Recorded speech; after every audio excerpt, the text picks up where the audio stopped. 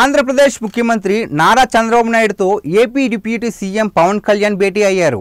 ఇటీవల Kakinada port smuggle అవుతున్న ration బియ్యం విషయంపై సీజ్ ద షిప్ అంటూ నినదించిన జనసేనాని పవన్ కళ్యాణ్ అదే విషయమై ఏపీ సీఎంతో చర్చించినట్లు ఇరు పార్టీలకు చెందిన నేతలు చెబుతున్నారు.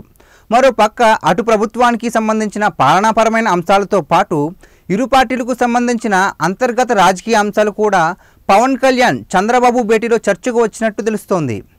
మహిళలు బాలికల భద్రత అంశం విషయంపై హోంశాఖ మీదకు తాను చేసిన వ్యాఖ్యలను సంబంధించి డిప్యూటీ సీఎం పవన్ కళ్యాణ్ చేసిన వ్యాఖ్యలపై టీడీపీలో ఓ వర్గం గుస్సా అవడం, సోషల్ మీడియాలో ట్రోల్ చేయడం తెలిసిన విషయమే. తాజాగా షీజ్ ద షిప్ వ్యవహారంలోనూ డిప్యూటీ సీఎం పవన్ కళ్యాణ్ని టీడీపీ శ్రేణులు ఓ వర్గం ట్రోల్ చేయడం చూసాం.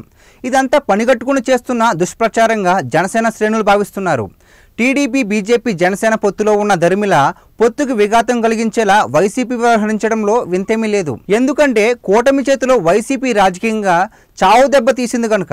కానీ ఆ వైసీపీని మించి టీడీపీలో ఓ వర్గం కూటమిని దెబ్బతీసేందుకు ప్రయత్నిస్తుండడం పట్ల జనసేన శ్రేణులు ఆందోళన వ్యక్తం చేస్తున్నారు. తాను ఏం చేసినా ప్రజోపయోగం కోణంలోనే ఉంటుందని, ప్రభుత్వ పెద్దగా చంద్రబాబు నుంచి తనకు పూర్తి మద్దతు ఉందని పవన్ కళ్యాణ్ భావిస్తున్నారు.